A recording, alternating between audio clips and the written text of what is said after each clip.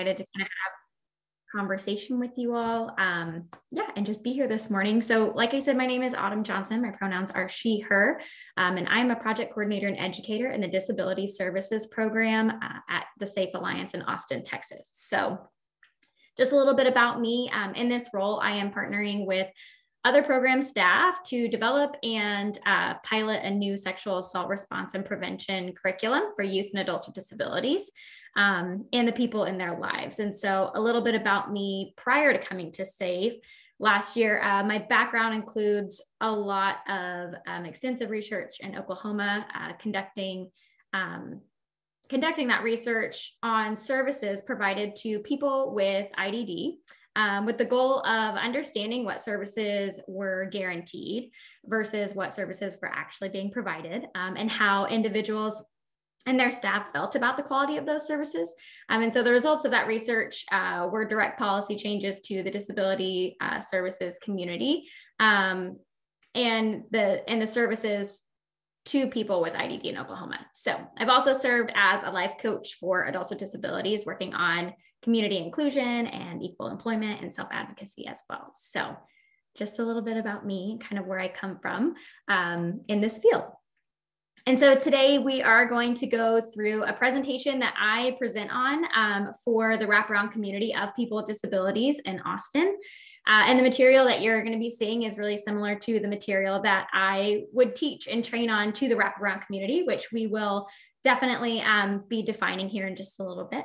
So in case you are not familiar with what the wraparound community means. But today we're going to think about what this prevention means and what about this prevention and intervention services for people with IDD and people in their life means in our line of work. And so I also want us to think about the accessibility of our programs and the services with people with disabilities and why there is a need for new and more effective tools.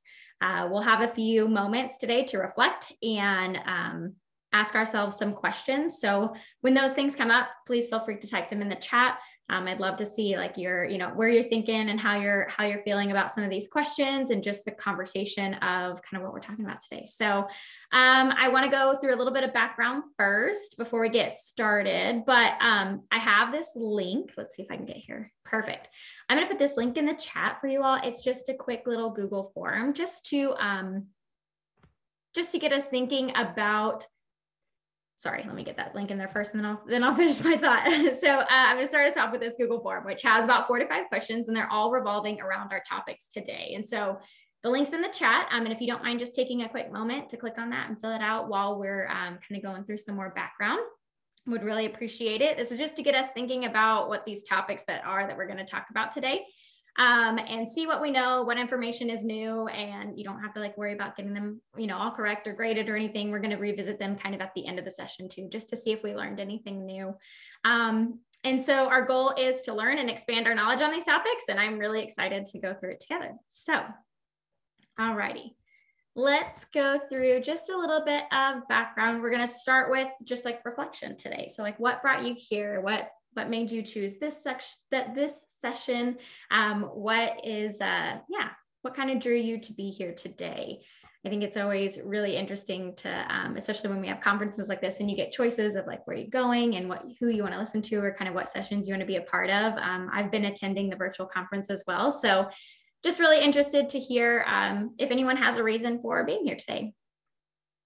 But while you all type those things out in the chat or just reflect on that internally and with yourself, I'm going to go through a little bit of background about what SAFE is and our disability services team. So a little bit of background on SAFE and what we do. SAFE is a crisis center in Austin, Texas, and we respond to domestic violence, child abuse, sexual assault, exploitation, and trafficking. And SAFE stands for Stop Abuse for Everyone, and that's our mission. So our vision is a just and safe community free from violence. And you'll see on the slide that we have a 24-hour SAFE line for support and access to services. And there's 3 ways that you can access that SAFE line. You can call the line, you can text the line, or you can chat from the internet to the line. And if you call SAFE, it's just really important to know that someone who is friendly will answer and they will listen to you. And you can call, text, or chat with SAFE anytime. This could be 3 a.m. on a Wednesday or Thanksgiving Day. We're here to support you. So just know that it's 24/7. And another thing I want to mention is that all services at SAFE are free. There is no cost. There's no cost to access those services at SAFE. And no matter your background, status, or identity, you are welcome at SAFE. And we're here to support you. So we serve people of all ages, genders, sexual orientation, races, ethnicities, abilities, religions, socioeconomic statuses, and immigration statuses. So you're not alone. And I will share that SAFE line information again at the end of our presentation, and my information as well for you all. Okay, just a little bit about Disability Services. So the Disability Services is a 26-year-old program created in 1996. And so Disability Services offers education and training for high school students and transition age students and adults with disabilities. So we have trainings that cover like personal safety, healthy relationships, and safer sexuality. Our trainings are for professionals or family members, and they provide information and assistance in recognizing and addressing those gaps in services for people with disabilities. Okay, and so during today's session, we're going to talk about a couple of different things. So these are our objectives for today. It's split into what we can do for prevention work and intervention work. So there's kind of like two lenses that we're going to talk about. We're going to talk about prevention kind of first, and then intervention afterwards. And so let's see. So we're going to learn about violence in the lives of individuals with disabilities, get a little bit of background this morning. And then we're going to explore some misconceptions around like dating and sex and disability. And then we're going to identify ways to reduce risks of sexual assault through skill building and protective factors, and discuss indicators of sexual assault and abuse and trauma-informed responses. And so with these objectives, I really want us to be thinking about, so these are things that are really important to teach to our wraparound community. And we'll go ahead and define that here in just a little bit. But we're going to start off with just like a little bit of background of like why it's important that we do include all survivors, and why it's really important to think about the accessibility of our programs and of our services for people with IDD. So before we get really, diving into some of those facts, I want to just acknowledge that talking about violence and assault can be really difficult, and that talking about sex can be awkward. And so these are things that I just mentioned before any training, because sometimes, we've got those stigmas and it can be really hard. And so there might be barriers to delivering sex and healthy relationship education to individuals with disabilities. So I just want to acknowledge how important it is to take care of ourselves today. And so just like we mentioned at the beginning, take care of yourself. We want to acknowledge that this conversation may make you think of something that happened to you or someone that you know. And so please feel free to take a break if you need to. You can get up and walk around or grab something to drink, and just rejoin us whenever you can. And like we mentioned, it can be a hard topic to dive into. So just take care of yourself. It's really important. All right, so as we dive in, I'm going to give a little bit of background on violence and disability, and we want to talk about like why we're here, right? So 40 years ago, people with intellectual and developmental disabilities were invisible, and therefore, so sorry, y'all. A little nervous this morning. Okay, so people with intellectual and developmental disabilities were invisible to, and therefore like not included in the emerging rape crisis movements. And in fact, people with intellectual and developmental or mental health related disabilities were more likely to be institutionalized than living among peers without disabilities in their communities. And so in many victim service agencies, this population is still largely unacknowledged, unserved, or underserved, or inappropriately served. And so it's really imperative that we understand ways to not only prevent this violence, but if it can't be prevented, we need to understand how to intervene in an effective way, because it is happening in our community. And that's kind of why we want to start here with the background of like, how big is this issue, right? Okay, so we know from a large national study with over 7,000 responses, more than 70% of people with disabilities said that they experienced abuse. And so from those who had experienced abuse or violence, most had experienced it on more than 20 occasions. from this information, we just know that people with disabilities are experiencing violence and abuse on a much larger scale than everyone else. And so, however, only half of these incidences were reported to the authorities. And from those reported, only 10% of abusers were arrested. And so another fact that we know is most perpetrators are people who are known to the victim or survivor, which tells us that most of those that are experiencing abuse are most likely still in contact with or rely on or are in a relationship with their abuser.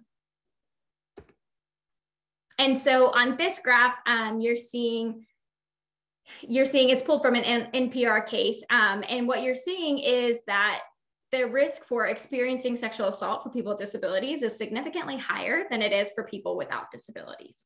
And so in general, people with disabilities are at a 7 times higher risk for experiencing sexual assault.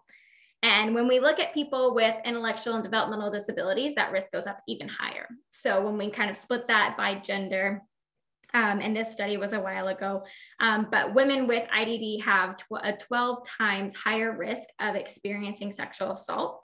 And so we can see just the astronomical problem happening. And these numbers don't include institutional settings. And we know, like we mentioned before, that the risk in institutional settings is even higher. So we're really talking about a terrible epidemic. And so let's see here. Perfect. Okay, so we know that for everyone, the risk of experiencing abuse from someone you know or trust is much higher than experiencing abuse from a stranger. And so that idea of stranger danger is not something that we really want to like rely on heavily for the main theme of like how we want to keep people safe. And while it's important to know how to be safe when around strangers, by and large, what we see is that most perpetrators are someone that the victim knows and trusts. And so this is information that we want to share with our wraparound community as well, because sometimes I think there's that misconception of that people with disabilities are only vulnerable when they're around strangers, when really they're vulnerable in every setting that they are typically placed in, whether that is a family home or a community home, a group home, or a state supported living center. Those are those institutionalized settings that we were talking about having a much higher rate of abuse. And so, like I just mentioned, it's even more true for people with disabilities to have their perpetrators be someone that they know and trust. And so violence against people with disabilities is most likely to be someone that that person knows. So we see that 97 to 99% of abusers are trusted by the victim who has an intellectual disability. And so in 32% of those cases, abusers consist of family members or acquaintances, and 44% had a relationship with that victim specifically related to that person's disability, whether that was a teacher or residential care staff, direct support staff, counselors, therapists, medical professionals, transportation providers, and personal care attendants. Those are all examples of people that would have a relationship to that person specifically because of their disability. And so as that number of paid staff in a person's life goes up, so does that risk for abuse. And there are some specific reasons as to why we see that phenomenon. The one reason is being that paid staff relationship is not the same as a meaningful relationship in the community. If someone is paid to be with you and care for you, it's not the same as someone who cares about you for who you are and is looking out for your well-being, unfortunately. It's just a different relationship. And we also know that if someone has to have a lot of paid staff to be with them, they're more likely to be with those people in isolated environments. And that is also where the risk for abuse goes up as well. Of course, it's really important to note that abuse can happen anywhere and it can occur anywhere in the community, but it's much greater in those close institutional settings. And even in settings not completely isolated from the community, like group homes, we still see that increased risk for abuse. So closed settings include those state supported living centers, state hospitals, larger group care facilities, nursing homes, and small group homes. So what all this means is that unfortunately, the delivery system that has been created to meet those specialized needs of people with IDD, it contributes to that risk of sexual violence. So even if it's in the family home all the way to our state supported living centers, what we're seeing is just an increased risk for trauma. So why do we see this such increased risk for trauma? Like we've talked about, how big of an issue this violence is in the disabilities community. And so I want to talk about some of these factors that we want to work on and address. And so the first one is being isolated and experiencing loneliness. So this creates risk for anyone. If you're isolated from your community and you are feeling alone, you're more likely to allow people into your life who may have red flags. And maybe you know that you're not with the safest people, but you're really craving creating that human connection. And so it puts you at more of a risk for being around people who aren't safe. And we know that unfortunately, and way too often, people with disabilities are segregated. And whether that's from a classroom or being isolated in an institution, those are big ways that people with disabilities are segregated. And so another reason there's an increased risk for trauma is communication barriers. Perpetrators are really skilled at looking at victims who don't have a lot of power. So if there is a communication barrier, and particularly if that person doesn't have a lot of support in communication, or they don't have a communication device, or if they use picture symbols and don't have access to those all the time, then that person will be at more at risk for experiencing abuse. And we also know that not all communication devices have language that people need to talk about their body parts. And so if you don't have those words to talk about your body parts, then it's going to be really difficult to disclose that sexual abuse. So it's really important when we're thinking about, our services and kind of just how this plays into our agencies and our policies and our systems, that we think about the way that people might communicate differently, and to be able to have those accessible resources. And so another reason why there's this big increased risk for trauma is learned compliance. And so this is the idea that from a young age, people with disabilities are taught to comply or to go along, to be happy all the time, or not even feel like they can express anger. And this is really problematic because when you teach compliance with anyone who they view as an authority figure, you're taking away their ability to advocate for themselves, and to refuse things that they don't want to do. You're also taking away their ability to report someone who might be an authority figure. So we want to end that learned compliance and replace that with self-advocacy and self-determination skills, which we'll talk a little bit more about here in a little bit. So another reason there's this big increased risk for trauma is a lack of privacy and physical boundaries. This is important when we think about people who need a lot of support around physical tasks. When the care that is provided is not based around consent, and someone is routinely accessing your body and your space without asking, what do you think happens to your boundaries? They go away, right? So this is for all people, and kids experience this a lot. And then what they learn is that it's just something that happens. And if I speak up, it doesn't matter. So I won't speak up. And this becomes really normalized. And it really puts someone at risk for experiencing abuse. So what we also want to think about is even when support is being provided that's not explicitly physical support, we need to make sure that we're getting consent before we go help someone in any capacity. And creating that culture of consent is really important because we want to make sure that we're providing care based on consent. So that way, when things do happen, people can have that confidence and that learned skill of oh, typically I get asked if this is okay. And it can kind of raise that awareness of this is actually inappropriate. And I need to let somebody know that I need help. And so it's really important to teach those boundaries. And we'll talk a little bit more about that too. All right. So the next one is our lack of sexuality education is another reason why there's such an increased risk. Words of death this morning, y'all. So we all need to continue learning about how to be good partners, how to safely express our sexuality and our desires. It's just something that we all can keep learning and growing on. And so if we think about it, and if you haven't been given or taught these skills, that you are going to express your sexuality in ways that are probably unsafe. So we often see when a child with IDD is really young, physical affection is really encouraged, oh, give me a hug or give them a kiss. And what we also unfortunately see is that people with IDD are still encouraged to do that well past the age where any of their peers are being told to hug someone without asking or connect through physical affection with people that they don't really know that well. So this sets up people to be at a higher risk for abuse, because when they hit puberty, we want to give them like a hard stop, right? And we want to be like, nope, never do that again. But we also haven't set them up well with the skills to learn other ways to connect with folks. And so this falls on us as the adults in their lives to set appropriate boundaries around physical touch. And this goes hand in hand with sex education. So this is another reason that we see that increased risk for trauma. And it's really important to like let our wraparound community know this part of it, right? Is that lack of sexuality education for people with IDD really does set them up as with an increased risk for experiencing violence and trauma. Okay, just a couple more here. We've got 2 left on this slide. Thanks for sticking with me.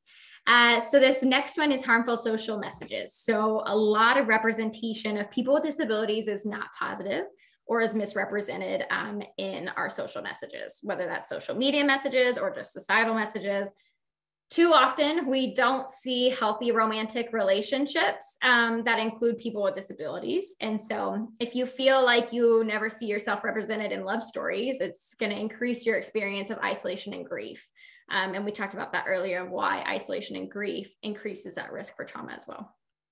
So it creates this mindset of, I don't know if I'm ever going to have that. Can I ever have that? And so when someone comes along and says like, oh, I'll be your girlfriend, I'll be your boyfriend, partner, etc., your immediate reaction is going to be like, yes, I want this. I want this connection and the relationship and the things that I thought I would never have. And that's why it's really important to note that these social messages that we're hearing really increase that isolation and grief, and which, as we mentioned before, increases that risk for abuse. All right, so our last reason why there's this increased risk for trauma is that threat of loss of independence. So most people without disabilities can move between staffed settings and the community really easily. So for example, if you get an injury and you go to the hospital, you get treated, right? And then you leave that setting. But unfortunately for people with IDD, the process is much harder because of the barriers and restrictions around funding. Once someone moves into a staff setting, it can be almost impossible to move out of that staff setting and back into the community. And so it can be something that perpetrators use to keep someone from reporting abuse. And they can use those barriers and that lack of access or that threat of loss of independence to really use their power and control. And so these are all reasons why there's this increased risk for trauma. And we talk about all of these, and this is really important information as just a background of why it's such a big problem and why there's an increased risk of trauma, so that we can understand what we can do better, not only in our work, but also for our wraparound community. These are really important points that I think that we as a program are trying to bring out to our community, our wraparound community, so that they can better understand ways that they can support the people in their lives that do have disabilities. And so we've talked a lot, and I've said a lot, like wraparound community. So like, what is the wraparound community? We should probably define that. So what is the wraparound community and who does it involve? So the wraparound community is anyone who is in the daily life of a person with a disability. And the wraparound community can include peers and self-advocates, advocacy groups. It can also include service providers. This can be day programs, nonprofits, case managers, therapists, counselors. It can also include direct support staff, which could either be caregivers, paid staff, group home staff, personal care attendants. And it can also be like medical staff, so doctors, nurses, physicians' assistants, physical therapy, etc. So as we saw in the statistics, youth and adults with intellectual and developmental disabilities experience sexual violence at stunningly higher rates than those without disabilities. And so we also just defined what that wraparound community is. And in this workshop, I want to present a wraparound community approach to prevention work, which leverages protective factors, such as meaningful relationships in the community to create a more effective prevention. And so we're also going to explore additional ways to strengthen prevention and intervention services for survivors with IDD, and which includes, peer-led prevention education for youth and young adults with IDD, hiring consultants with IDD, or developing project advisory committees with members who have lived experience with IDD or sexual assault services, and evaluating agency services for accessibility. So by taking this like wide approach, from expanded prevention efforts to designing or adapting existing services to be more accessible with individuals with IDD, community members and agencies can really better prevent and respond to sexual assault for people with IDD. So, perfect. All right, so now we're gonna kind of go through a bit of an activity. And this is an activity that I love to do with our wraparound community, right? When we're thinking about like trainings and we're thinking about prevention work, we really want to increase access to sex education for young adults with disabilities and teens with disabilities so that they can have, bodily autonomy and safer sexuality and healthy relationships. But if we're not teaching our wraparound community those same things, the skills or the supports to support their people, right, then we're really kind of doing a disservice, because this wraparound community is very involved in the people and people with disabilities in their lives. And so, like we've mentioned, violence typically happens in that community. And so it's really important for us to teach the wraparound community. And this is one of my favorite activities and favorite tools to do. And it's all about dating and sex and disability. And so I'd love to go through that with you all as well, because we might learn something new. So while I'm reading the statement, you can read or listen with me on the screen, but you're gonna just either, if you're wanting to turn on your camera, that'd be lovely, and you can hold up a 1 for true or 2 for false, or you can just type it in the chat, 1 and 2 for true and false. So, alrighty, let's go to our first one. So this first statement says that if people do not talk about love and sex, then they are not sexual.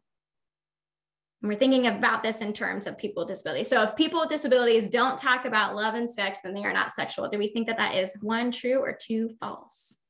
So many twos. We have a bunch of 2s in the comments. Perfect, thank you. Yeah, that's great. Yeah, okay, so we got a lot of 2s, right? Oh, here we go. Yeah, it absolutely is false. So we know that people with disabilities express their sexuality in diverse ways, just like people without disabilities, right? And so how many of you have ever like told your parent that you were having sexual feelings like growing up, like as a teen? Because I didn't, right? And it was just something that, just because we aren't speaking about it with our parents doesn't mean it's not happening. And so sometimes when we're talking to parents in the community of kids with disabilities, yeah, sometimes it's like, oh, well, they're probably not sexual. And it's like, well, we should maybe rethink that, right? Doesn't mean that they're not sexual if they're not talking about it. And so research shows that asexuality is not more common for people with intellectual and other developmental disabilities. However, it may be more noticeable sometimes. So this myth often stems from treating adults with IDD like children. And only a small percentage of people with or without disabilities identify as asexual. And so all children, teens, and young adults with or without disabilities need information about their bodies and sex. All righty, so this next statement says, learning about sex and dating makes people have sex. Do we think that's 1 true or 2 false?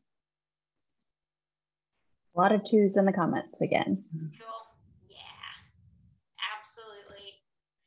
Definitely false. So we, too often, people don't put their students or children in sex education because they believe that this misconception about like if they learn about sex and dating that they will have sex, and it's not true, because comprehensive sex education has been shown to increase safer behavior related to sexuality by like causing youth and young adults to delay sexual activity, reducing the frequency of sexual intercourse, reducing the number of sex partners, and increasing condom use. So it's really important that sex education is accessible to students with and without disabilities. And we see that there's a lot of struggle here in Texas to get that accessibility for students with disabilities as well, seeing as a lot of the times they're already segregated by that classroom, and especially by this education piece as well. So when we're thinking of developing such sex education and materials, it's really important for us to create them in a way that is accessible from the beginning.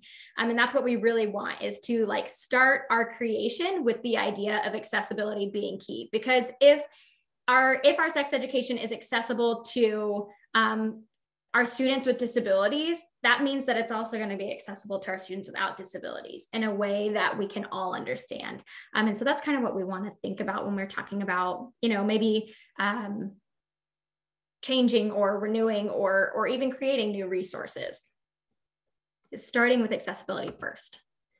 Okay, so our next statement says, if parents and teachers don't think someone is ready to date or have sex, then they don't need sex ed.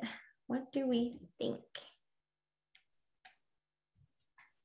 A lot of twos again. Okay, cool. A lot of twos. Awesome.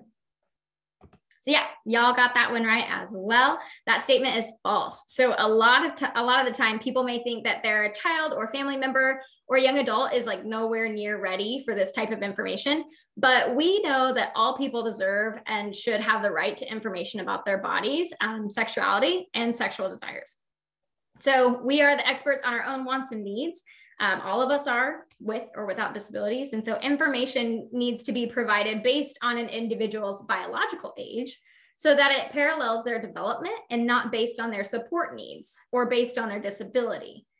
But information, of course, like how the information is presented should be adjusted or adapted to functional needs. So accommodations should be made so that the individual can access the information, like we talked about with communication barriers before, things like communication boards, having the access to those words about your body and your body parts. But that information shouldn't be based on where that teacher or parent thinks that that person is. We really need to think about biologically where they're developing, and then also creating that information in a way that is adapted or adjusted to those functional needs of like, how can we best use the way that this person communicates to help them learn and be able to talk about their body. All right. Next one says, boys and girls should be separated when they learn about bodies and sex. Do we think that's 1 true or 2 false? This is a fun one to ask in the community as well. A lot of twos showing up in the chat. A lot of twos. Yeah. All righty. Yeah, so this statement is false. Research on sex education shows that it is not best practice for many reasons. The first reason is being that it's an unsafe choice to present to students, children, and young adults who are non-binary and transgender. The second reason is because it reinforces that idea that sex shouldn't be discussed in mixed company. And we don't want to reinforce that this is shameful or wrong or like not a topic to talk about. We want folks to be prepared to have conversations about their sexual limits, STIs, condom use, protections, all of that with any gender, because we aren't going to be assuming who their sexual partner is going to be. And so we want them to feel comfortable having these conversations with people of different genders and identities. And it also gives the idea that students are receiving different messages. So a really interesting fact is that when students were asked what makes them most comfortable when receiving sex education, it wasn't about being with only people of the same gender. It was about how comfortable the facilitator was with that material and how they, delivered that and how honest they were of if that facilitator is very stiff and like uncomfortable, so will the conversation. And so that facilitator can recognize that awkwardness and talk through it and help people feel comfortable in these conversations. Students are much more engaged and open to the sex education. And so another survey also shows that about 65% of students actually prefer that mixed gender instruction. So this is a really fun topic to go over, especially when we're talking about, educating our wraparound community of providing the sex education, because it can be really scary. But we want to kind of break down these misconceptions when it comes to disability and dating. All righty, let's see. Oh, can I get it clicking? Here we go. Okay, so people with disabilities are only straight when they are sexual. Is this 1 true or 2 false?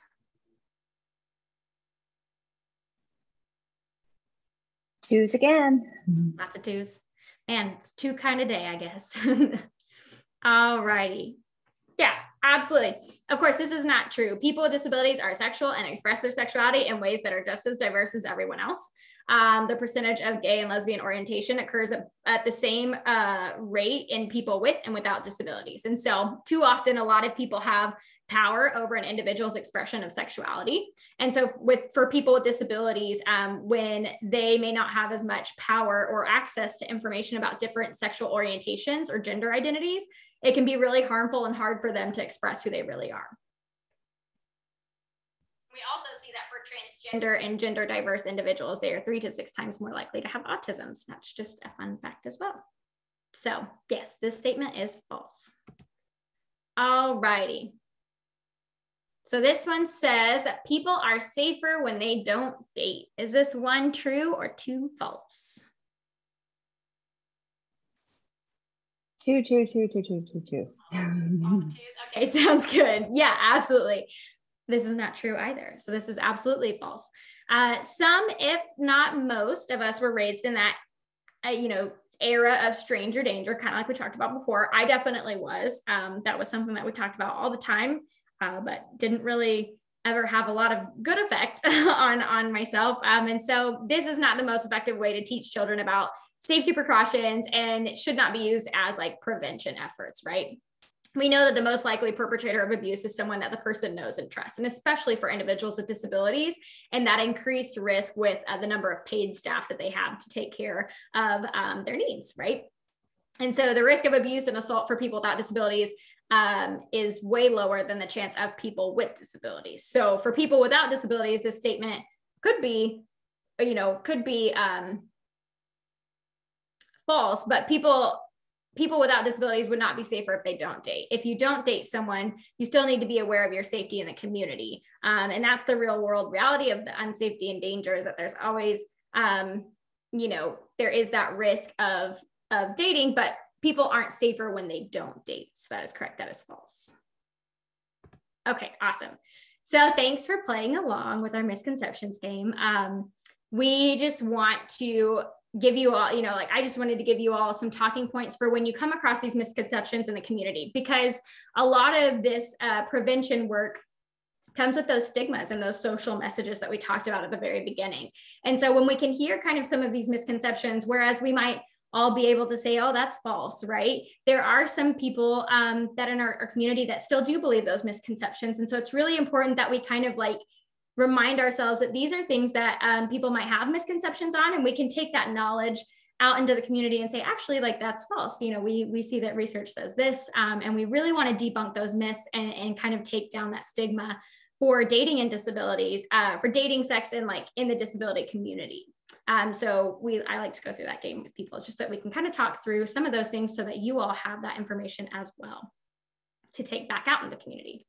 So now that we've debunked some of those misconceptions with research and facts, we're going to talk about what it means to build a healthy relationship skill and what strengthening protective factors are for people with IDD, and just ways that we can do kind of preventative work for people with IDD with this epidemic of violence that's going on. And so as we move forward, I want to emphasize the importance of following the lead of people with disabilities in developing prevention and response services that meet the needs of survivors with disabilities.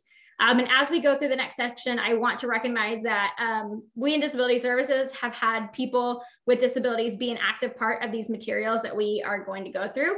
And they really guide the development of a lot of our projects. And so some of the approaches are peer-led education, project advisory committees, and hiring consultants and staff with lived experience of IDD and sexual assault services.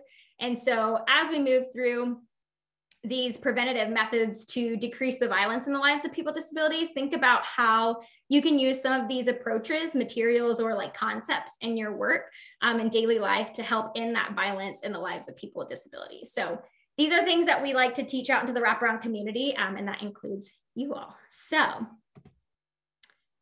self-determination is the process by which a person controls their own life and is a protective factor we want to encourage and strengthen for everyone. So greater self-determination increases ability to recognize and resist abuse. A 2005 study showed that when women with IDD participated in self-determination classes that focused on increasing refusal skills, that they were better able to recognize and resist abuse. And so sex education is like really crucial in self-determination as well. So that's one thing that we want to really identify as like a really big protective factor, is being able to have greater self-determination. Another thing is skill building and community participation in meaningful relationships in the community is a way that we can help people be safer in their relationships in the community. So increasing a strong community support network is the greatest protective factor. And we have there's a really great self-advocate named James Meadors, who is an activist and speaks up for survivors with IDD. So James shares a lot about his experience of sexual assault and how he was able to get help and support from his coworkers because he had meaningful relationships with those coworkers. And they noticed like, hey, James, like I can kind of tell something's off. Like we really want to support you. We really want to be there for you. And they were able to help him through that experience and get him the services and supports that he needed. And so it just demonstrates the importance of meaningful relationships in the community as like a really good protective factor for all people, not just people with disabilities. But James Meador is an awesome advocate. If you ever have a chance to check out some of the videos that James has done, they're really great and really meaningful. So those are our first two really big protective factors and like skill building things that are gonna help build those healthy relationships. So next is self-advocacy, and self-advocacy is speaking up and saying what you need. We teach this a lot kind of in classes with our young adults with disabilities of like, what is self-advocacy, right? And what does it mean? And so it's speaking up and saying what you need. The foundation of self-advocacy is giving consent, which is saying yes, or refusing, which is saying no. And so saying yes and no are skills that all people need to learn and practice. I myself am still learning how to say no sometimes. And it can be difficult for everyone to say no. And sometimes we might feel like our no won't be heard. And we might feel the pressure to say yes, or we might just be shy. It might just be really difficult for us. And so unfortunately, we know that often children and adults with disabilities are taught to comply, like we talked about earlier, to go along and to say yes to all authority figures, parents, teachers, coaches, support staff. And like we mentioned before, we call that compliance training. And it's one of those reasons that there is an increased risk for trauma for people with disabilities. So sometimes compliance training is so severe that individuals feel like they aren't allowed to express all those emotions, like we talked about, like anger or frustration or sadness. And compliance training is the exact opposite of self-advocacy. So that's what we want to know, is that self-advocacy is our way to kind of stop that compliance training, or to unlearn compliance training and really learn our self-advocacy skills. Okay. So as we can combat that compliance training by always providing care based on consent and validating and respecting when people say no. If an individual does not use verbal communication, we need to establish how that person consents and refuses, and then respond accordingly to or support them in building those skills, right? We really want to build up the skills in the way that they use their communication, whether that's verbally or non-verbally or with a device. And so these skills are crucial for counteracting that compliance training, really preventing abuse, and building those healthy relationships. So another thing that we teach out in the wraparound community and to people just in the daily lives of people with disabilities is a tool that we use in curriculum that our program has developed called My Rights, My Life. But this is a tool that it's our healthy relationship toolbox. You can see it's just a big bright red toolbox, and there's 4 tools in there. It's a big part of that curriculum. It's kind of things that we go back to repetitively, but these 4 tools are tools that you can use anywhere, not even just in this curriculum. But we're going to take a closer look into like what each one of these tools are and how we can use them in the different types of relationships in our lives. And this is something that we do not only with students who might be going through the curriculum, but with our wraparound community as well. Because, if I remember growing up in school, like if I was learning something and I'd try to come home and say like, Mom, will you help me with this math? And then she'd be like, I don't know, like I've never heard about that. I don't know how to do that. So if we're teaching like our parents and our community members about these tools as well, it gives us that backup of saying like, you really got support to use these tools to create healthy relationships for yourself so that you can better prevent like, that violence and abuse as well. So we really want to build up healthy relationships. So our first tool is our relationship map. This is a tool based on the Circles curriculum that you can fill out with anyone, right? You can fill it out with your friend or your child or really anyone. And so this helps us think through relationships in different places, whether that's at home, at work, at school, at camp, depending on the situation and depending on the relationships that you're building in your life. These are things that we can think about.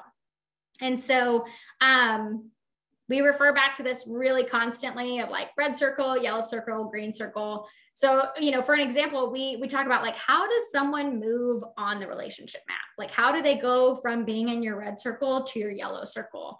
Or how long does it take to get into the green circle, right? Like, what does that even mean? And where should someone be on your map before you think about being sexual with them, right? So there's a lot of different questions that come around this relationship map, and that can really help us think through like, okay, where should they be before we think about this kind of relationship, et cetera.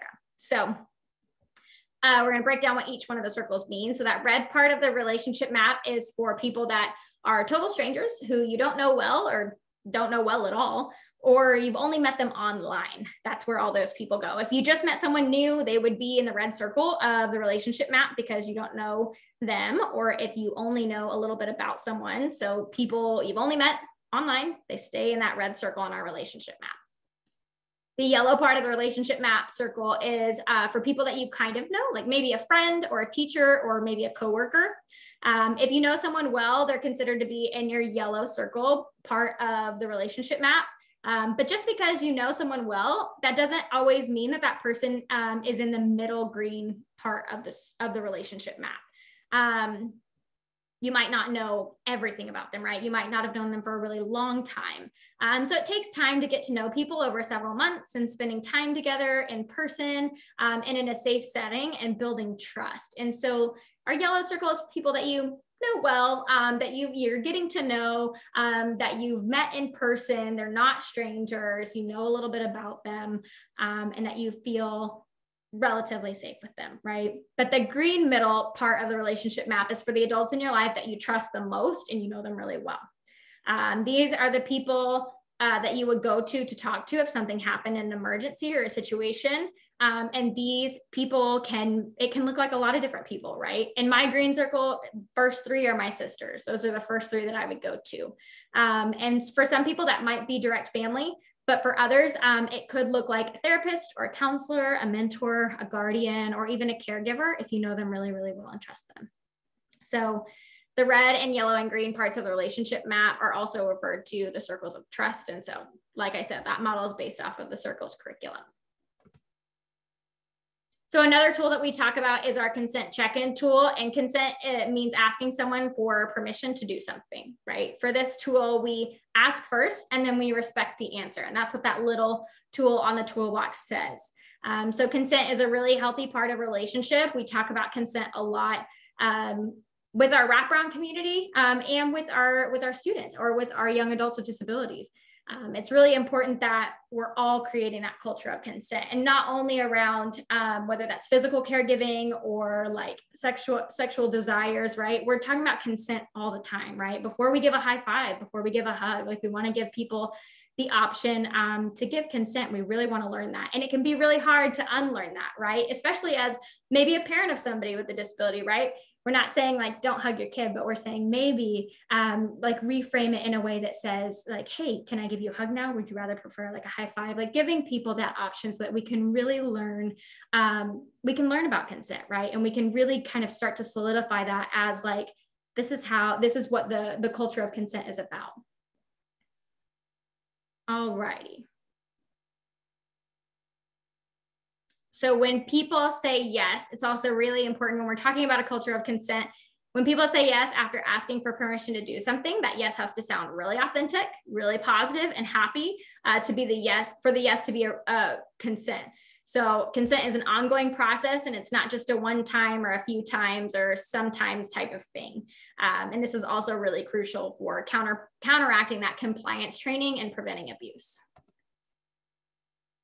All right. So we want to share a little bit of like our, of that My Rights, My Life curriculum, because it's got really, I love this, the animations in here of consent. And we do this with like students and young adults and also our wraparound community. So we talk about the 4 parts of consent. We're going to break those down. So the 4 parts of consent are, the first one is thinking clearly. So before you even ask someone for consent, you need to make sure that you and the other person both are thinking clearly. And part of thinking clearly means that you both are awake. Neither one of you is sleeping, because sleeping people cannot give answers to questions and they cannot give consent. So the second part of thinking clearly is that neither you nor your partner are drunk or high.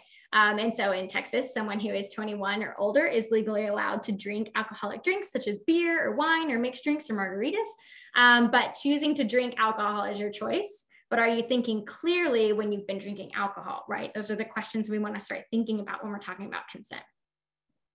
The answer is no, by the way. And so people who have been drinking alcohol or doing drugs are not thinking clearly and they can't give consent.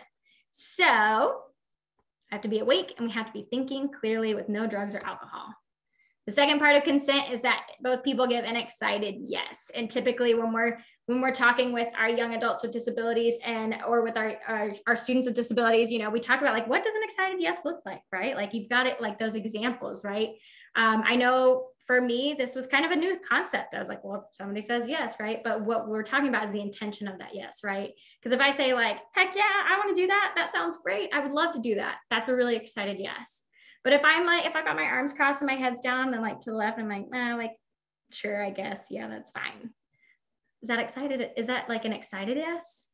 No, it's not, right? So we really want to mimic and give our students and our wraparound community and everyone an example of like, what does excited yes look like? Because we could say it, but we really want to demonstrate those things because it's important to know and give people that bodily autonomy to be like, I can give an excited yes, or I can say no and use my boundaries. So you can also say yes with your body or your signs. And we talk a lot about like what facial expressions look like. And we also talk about just because a person gave an excited yes today doesn't mean that they always have to give an excited yes to that person or to any person. So you can say yes one time, or you can say no another time, and that's okay. And that's another really big important part of creating a culture of consent is letting people know that it's okay to always make their choices. Always and every time that you have a choice. So people in a relationship for a long time, you know, we talk about ways that people might come up with a yes, like when they've been in a relationship a really long time, or ways to say like yes or no to somebody that you are just talking to, right? And are just then getting to know. Okay, third part of consent is that there is no pressure, also called coercion. So we talk about like peer pressure in those classes. And when we're talking about these 4 parts of consent, pressure is when someone tries to force you to do something that you don't want to do. And it's never okay to pressure someone. And so, you know, we talk about an example with French fries, right? Like if you are my friend, you'll give me some French fries. Like, well, is that pressure? You know, and we really want to talk about what pressure can look like because there's a lot of different examples. And so that's our third part of consent.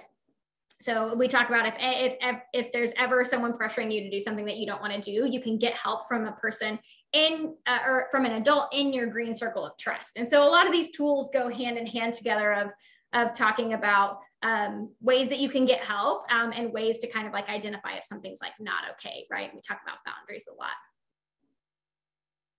Okay. Next part, the last part is the 4 parts of the 4th part of consent is check-ins. So like we've talked about, consent is not a one-time thing, and that's a really big part of building up that culture of consent. So just someone saying yes today doesn't mean that they're going to say yes tomorrow. So we need to ask for consent every time, and when we want something from another person. And that includes people in your circle of trust and in your middle circle of the yellow circle of trust as well. People that you're getting to know better. And remember that you always have the right to change your mind or take back your consent. You can say like, yes, I want to kiss you. And then maybe you're kissing them and you're like, I don't want to do that anymore. Like, it's really important that people know that they can say no after they've said yes as well. So that's a really big part too of like prevention education for people with disabilities, is talking about these 4 parts of consent. And here they are all together as well. And we want to teach that in both directions as well. People need to ask you for consent, but you also need to ask consent from them. So we don't want to reinforce actions without consent. So,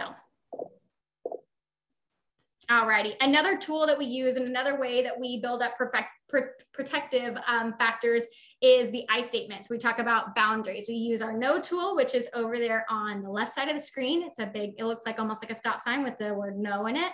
And then our I statements tool has 3 different open-ended statements, right? It says, I want, I need, and I feel. These are 2 of the tools that we saw in the relationship toolbox. And so the no tool and the I statements tool are things that we revisit a lot. So we talk about like, how do we say no? What are ways that you can say no? This is a really important thing that we can talk about with our community of people with disabilities and also the people in their lives. So we talk about no, and we talk about I statements. When we talk about I statements, we really want to be able to practice those things, because sometimes in the moment it can be really difficult to say what you want, what you need, or what you feel, right? And so it's really cool to go through examples of what these things could look like. Like if somebody's crossing your boundary, you know, you can put up an example of like, well, what if somebody did this, right? What is something that you could say to them? Like if somebody's wanting to give me a hug and they just like come up and like are hugging me without asking me, I can say like, hey, I need you to not hug me. What I really want is for you to ask me before you give me a hug, because I feel like hugs aren't always something that I want. And that's an example of ways that we can use those statements. And so it's a cool way to break down how to kind of build up some boundaries. I use this tool as an adult myself, trying to figure out how to create and establish healthy boundaries. So it's something that we can take into our personal and professional lives as well. So when we're talking about boundaries, we want to talk about trusting our feelings. We use our boundaries guide. And this is number 1 on our boundaries guide is first step is trusting your feelings, right? You know yourself best. It's something that we talk about a lot. You know yourself best. So trust your feelings, say your boundary, and then get safe. So these are all the ways that these tools kind of like intertwine as we talk about that green circle of trust, of like, how do we get help? So these are tools that our wraparound community can use for preventative work. So we're going to go through just like a little fun game, because I love the boundaries game. It's a fun time for me. And so we're going to talk about what a boundary is. Boundaries are what you're okay with and what you're not okay with. And you'll see on the screen, there's like a cool with the thumbs up, and then there's the thumbs down that says not cool. So we're going to do just a couple of little questions of our boundaries game, just to give a couple of examples of ways that we can, take this out into our work or into our personal lives. So, okay. So you're going to give either like a cool or not cool in the chat. But number 1, this is our first statement. It says your romantic partner says you shouldn't eat cake because you will get fat. Is that cool or not cool? A lot of not cools. A lot of not thumbs cool. down. Yeah, a lot of not cools, right? Not cool. Y'all are right. It's not cool because it's a red flag if your romantic partner is telling you what to eat or what to wear or who you can be friends with or who you can contact or talk to, right? Or even like where you can go. So if your partner is telling you that you can't eat cake, it's kind of a red flag. So you feel like your partner is controlling, and telling you, hey, you can't eat that cake because you're going to get fat. That's not cool, right? That doesn't feel good to me, because what if I really, really want a cake, right? And so whereas there might be, we get a lot of the time, some students will come back and be like, well, but what if I'm on a diet and they're just trying to be really nice and tell me like that I can't eat cake? And I say, well, would it be nice for them to still say like, you can't eat that cake because you're going to get fat? Whereas they might trying to be helping you. Is that still something that might hurt your feelings? That like, yeah, I don't really want them to call me fat, right? So there's a way that we talk about, having those healthy boundaries with people. But if our romantic partner is making us feel really bad about ourselves or our body, that's not okay. So we need to set our boundaries. This one says, okay, so our next example is your job coach yells at you because you make a mistake at work. Is this cool or not cool? Thumbs up for cool, thumbs down for not cool. Type it in the chat. A lot of thumbs down and not cool. Not cool, right? Yeah, y'all are absolutely correct. Not cool. It is never okay for someone to yell at you. Nobody likes being yelled at, and someone yelling at you is really disrespectful. They're not respecting you, right? And when we talk a lot about like healthy relationships and what healthy relationships are, big part of that is respecting each other, and having open communication. And yelling at someone, or your job coach specifically yelling at you because you make a mistake at work, not cool, right? Because we talk a lot about healthy relationships and healthy boundaries. And so we want to really empower people and make people feel safe in every part of their life. And that includes employment as well. And we know that especially for people with disabilities, there's a higher risk for abuse in their employed settings as well. So not only verbal abuse, physical abuse, financial abuse, there's a lot to dive into there. So we really want to enforce creating healthy boundaries and being able to talk to somebody that they trust about things that may be going on in those more private and isolated settings. All right, next example says you are having a bad day and your classmate asks if they can give you a hug. Is that cool or not cool?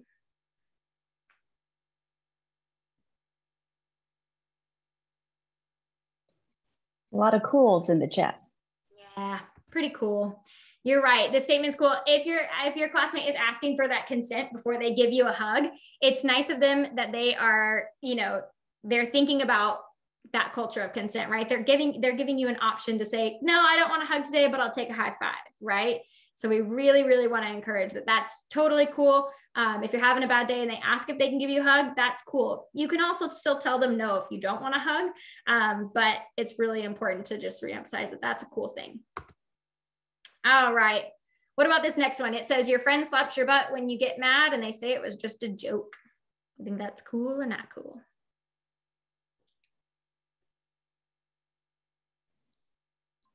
Seeing a lot of not cools in the chat. Yeah, definitely not cool, right? Because it's not okay for someone to touch you without consent. When we talk about healthy relationships, we talk about respecting one another, right? And we talk about listening to each other and how they feel. And so it's really important that, maybe they did it just as a joke and they see that you're upset, but when they're like, oh, it was just a joke, like, don't get mad. That's not cool because they're not respecting and listening to your feelings, right? And they're not saying like, oh, I understand that upset you. I'm really sorry. I meant it as a joke. And that's still not okay. Like, I recognize that, right? So we want to talk about how we can set those boundaries with people, and we need people to respect us as we respect them and their feelings also, and that we feel safe. A really big important part of healthy relationships is safety, and that's not only physical safety but emotional safety too. So we should feel safe to say, hey, that wasn't okay, and I don't want you to do that again, right? Or we should be able to feel safe just physically in general, right? That we don't feel like our friend is going to come up and slap our butt, right? So these are really important skills that we want to talk about. And those are just a couple examples of some boundaries that we talk about with our students and also with our wraparound community, because there's a lot of different areas where we can build boundaries, right? Whether that's physical, emotional, verbal, and there's a lot of relationships in our life, including like all of them, really. Any relationship we have has those boundaries. And so that's a really important preventative, protective factor that we want to build up.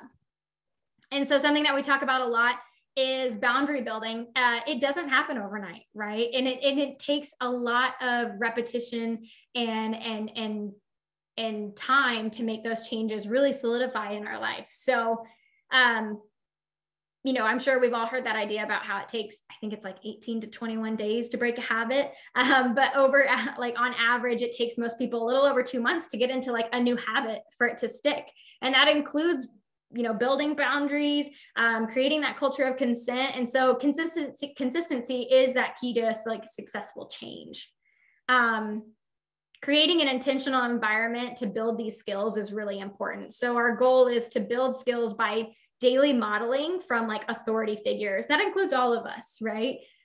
We want to be a good example of how to build these boundaries, how to create a culture of consent, how to ask consent, what that looks like. And we really want to model as authority figures. Like I said earlier, we're not saying like, hey, don't hug your kids or your students with disabilities or, people in your life with disabilities that but we invite you to change that language and the steps around hugging that person, right?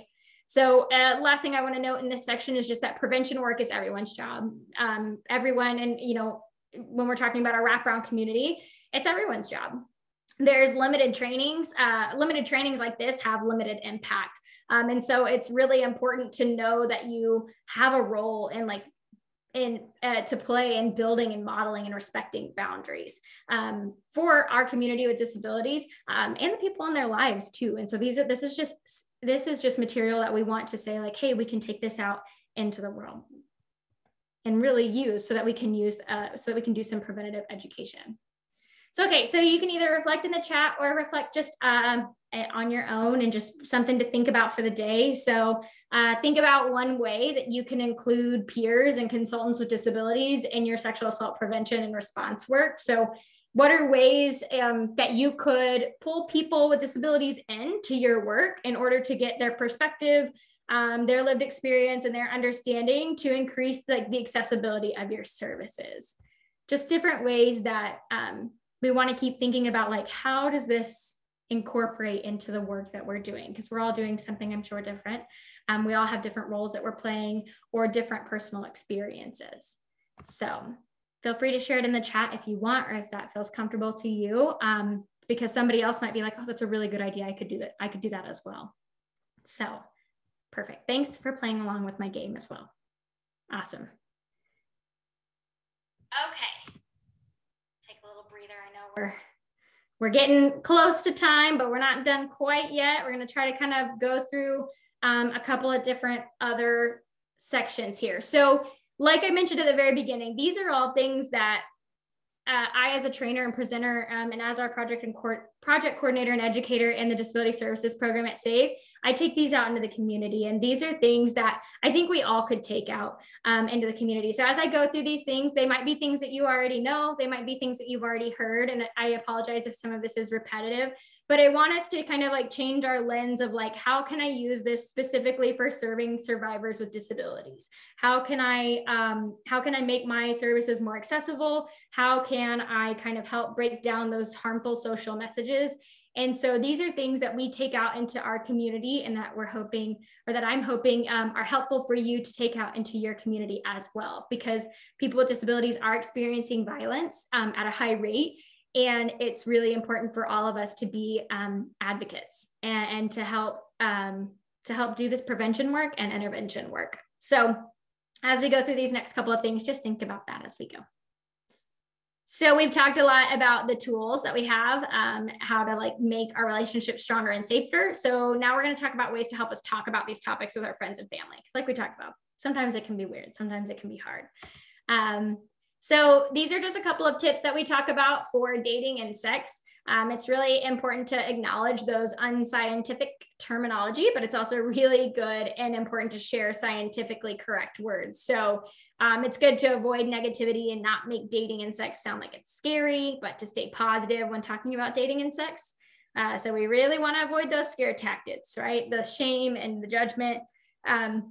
We want our kids and young adults with disabilities to keep talking to us about sex. We want to be able to know and learn from them what they feel is true for them. And we want to be able for them to come up to us and talk to us about their relationships so that we can get supports that they need or be there for a situation if violence does occur. So like we talked about before, a lot of this stuff can be awkward for people, right? If you're not in a field where you talk about sex a lot, or you don't talk about violence a lot, it can be really difficult and it can be really awkward. And so it's really important to always use accurate pictures and plain language so that we can really have a true understanding of what we're talking about. I know for me growing up, there was a lot of like words brought about for body parts that didn't make sense to me, and I was very confused and I didn't understand, and there was just a lot of shame around it because we didn't talk about that, or we don't use those words, or everyone kind of my family was built with that stigma, and so it kind of got passed down to me as well. And so even joining in this field, it was like, whoa, like what are we doing? And so it's really important to use accurate pictures and plain language. So examples would be using the terms penis and sperm, vulva, sex, or showing pictures of what sperm look like, or anatomically correct body parts. And so people learn in a lot of different ways. So having pictures for people who learn best by seeing, or having plain language for people who learn best by listening, and even activities for those who learn or who are like kinesthetic learners, right? We really want to make sure we're like providing access in all types of ways to talk about these things.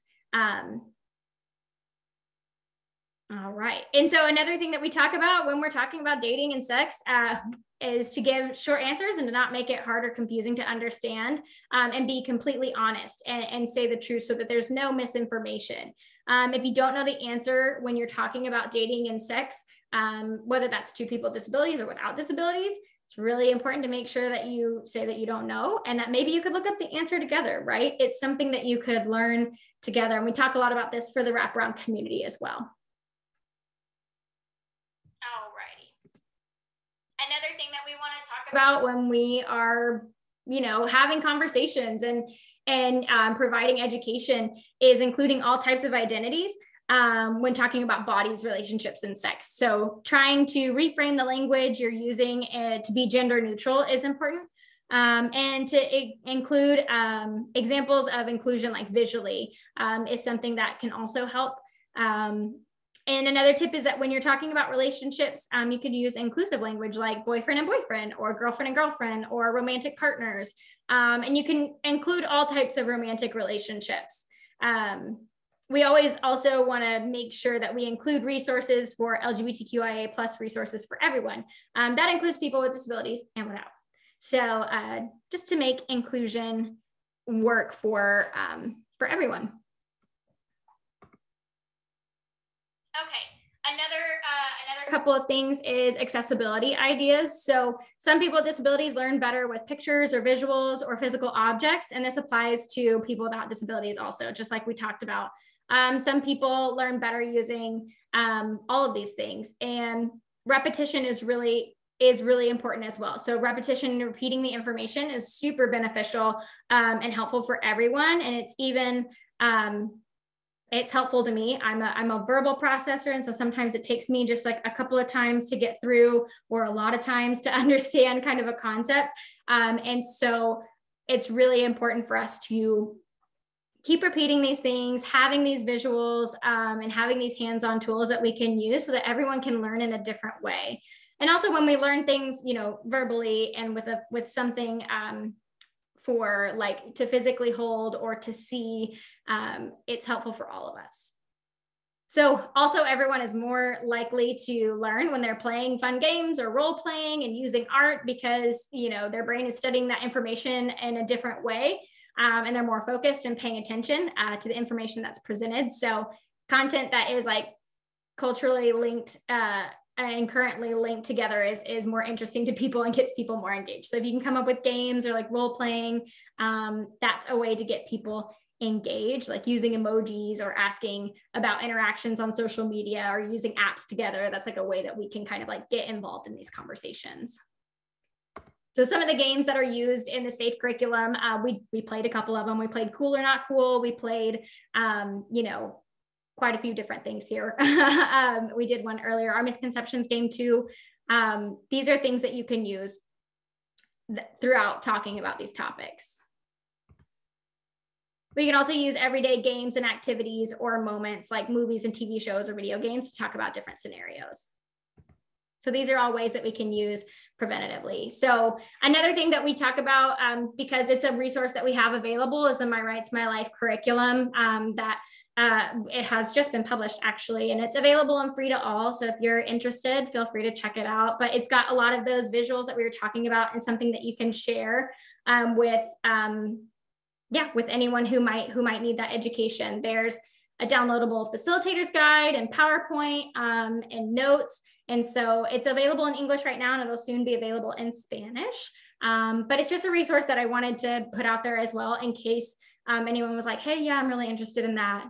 It's there for you as well. And as another way of preventative work. So now that we've talked through like why we're here, which is like the violence in the lives of people with disabilities, it's really imperative how we understand how to prevent this, which is what we all just talked about, right? Like all those preventative methods that we can use for teaching our wraparound community, for teaching each other, for breaking down those social harmful messages. But if it can't be prevented, we need to understand how to intervene in an effective way because it is happening in our community. And odds are throughout our lifetime, we're going to work with somebody who is experiencing this.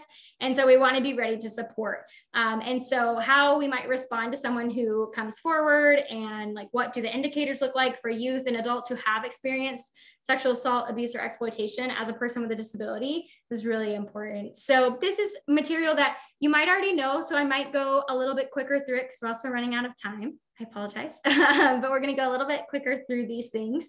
But this is just information that's important for our wraparound community to know so that they can better help do intervention work in their community as well. And so we talk a lot about indirect disclosures. We talk about survivors may not having the language or maybe too scared to disclose abuse, because nonverbal and indirect disclosures are really common and important to recognize, especially in our disability, like in our disability community. So it's also really important to notice that you might also get information from family members or caregivers who comment on like a changed behavior. But the important thing to note about indirect disclosures is that it's a change in behavior without any other explanation. And so that's one of the things that we talk about really importantly, is that an indirect disclosure is a change in behavior without any other explanation. And so then we talk about different behavioral indicators, things that are common in youth and adults with disabilities. So these are a lot of behavioral indicators, whether that's change in appetite, compulsive eating or dieting, fear and withdrawal or avoidance of certain people, places, or activities, sudden or significant or unusual change in demeanor, mood, or behavior, which could be like more fearful, rage, insecurity, withdrawn, distracted, or distant at odd times, and increases in, drug or alcohol use or other self-harmful things like cutting and burning. So these are indicators we go through. You all might know some of these, or some of these might be repeats for you, but I just want to go ahead and put them up here and kind of keep them up here. But these are things that we really want to educate our wraparound community on, right? We want people to be able to be aware to help our folks with disabilities who might not have access to being able to report. So we want to be able to empower our wraparound community to be able to help in these situations and identify these indicators. Same with physical indicators. It's really important to note on this is that wetting or soiling, like unrelated to disability, or toilet training is another one that we want to talk about with physical indicators. Some of these things can be really difficult based on somebody's support needs that they have. And so it's really important to note that these physical indicators are something that are unrelated to that disability, right? These aren't normal things that are happening to this person because of their disability. So just another moment to reflect kind of as we're close to wrapping up for the day. So now that we've kind of explored a couple of things, or just maybe type in the chat or think to yourself like 2 ways that you can evaluate your agency systems for like accessibility to survivors of sexual assault with IDD. So like, what are ways that, you could change the services that you're doing to include people with disabilities, whether that's, bringing them in for like feedback and input on materials that you're creating, or whether that's creating physical accessibility in your spaces, or creating processes that help survivors with IDD access your services, right? We talk a lot about how there's not a lot of accessibility for people with IDD in crisis centers due to the fact that they typically have to, or they might have a support staff with them, or they might need somebody with them at all times. And a lot of the times that person isn't allowed to come in with them, or there's a lot of barriers like that as well. So just think about ways that you can evaluate systems within your agency or your work to increase accessibility. So we've gone through a lot of things today. This last section, it's fairly long, so I'm just going to kind of go through it really quickly. But we talk a lot about trauma-informed responses and supports to our community members, to our wraparound community, so that they can know how to how to best support their person with a disability in their life when it comes to if violence does occur. And so these are those intervention methods that we teach to our parents of children with disabilities, or our day program staff, right?